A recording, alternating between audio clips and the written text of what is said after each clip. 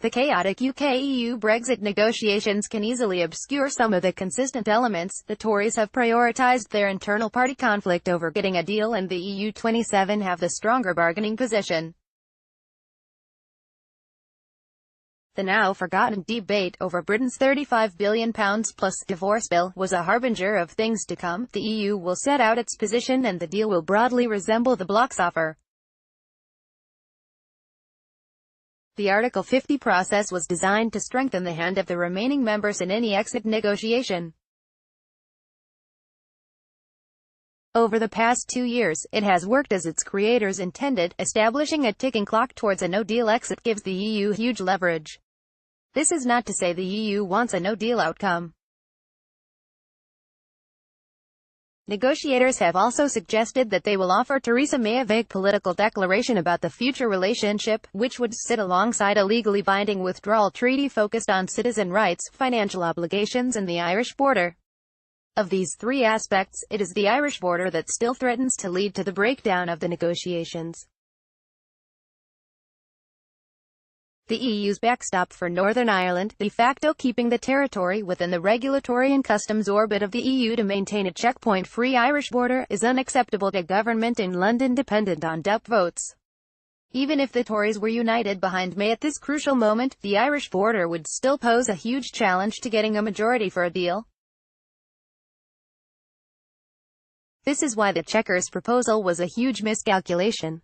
It was always going to be rejected by the EU for cherry-picking the single market, but also triggered opposition from Brexiters.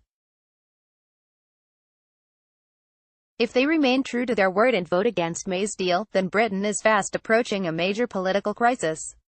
The barely disguised leadership ambitions on show at the Tory party conference, with hopefuls vaunting their Eurosceptic credentials to members with often ludicrous attacks on the EU, only deepens this dynamic and further erodes what is left of any goodwill Britain has in Brussels.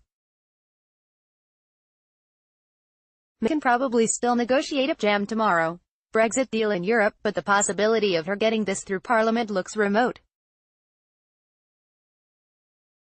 If a formulation on the Irish backstop can be agreed, such a deal would also suit the EU. It knows it will have even more leverage over Britain once the country is formally outside the bloc. How Labour responds to this situation will surely come to define Jeremy Corbyn's leadership. May's deal will not pass even a watered-down version of Labour's 6 tests. The agreement will be too vague to offer any of the guarantees on workers' rights, environmental standards and the protection of British manufacturing jobs that Labour has demanded. Labour has said it will seek a new election in this situation, but the simple majority it requires in a no-confidence vote is not in the party's gift. What's more, even if it won the ensuing election, it would not have time to carry out its own negotiation prior to the 29th of March 2019 Article 50 deadline day. The logic of the situation leads to a clear conclusion: Britain will have little choice but to unilaterally rescind its Article 50 notice. As its author, Lord Carr, has said, the article is about voluntary withdrawal, not about expulsion. We don't have to go if at any stage, within the 2 years, we decide we don't want to. Many Labour strategists will be terrified of this prospect. Isn't this a betrayal of the Brexit vote? But a pause for reflection does not have to be negative. Labour should take the opportunity to engage in a national conversation about Britain's relationship with Europe. This could be a huge exercise in local deliberative democracy, exploring the kind of Europe the British public would like to see. A key aim would be to raise the horizons of an often parochial Brexit debate. Labour could draw in left and centre-left parties across Europe, ensuring proposals escape the thematis logic of the current negotiations and contribute to efforts underway to achieve EU reform. A pause for reflection has clear merits. No one wants a rushed referendum amid a terrible political crisis. Labour strategists have sometimes suggested that the next election will be defined by who owns the Brexit betrayal narrative. But the recent conference showed there is a positive alternative to this, that the election can be won on the grounds of who has the best democratic offer to the British people.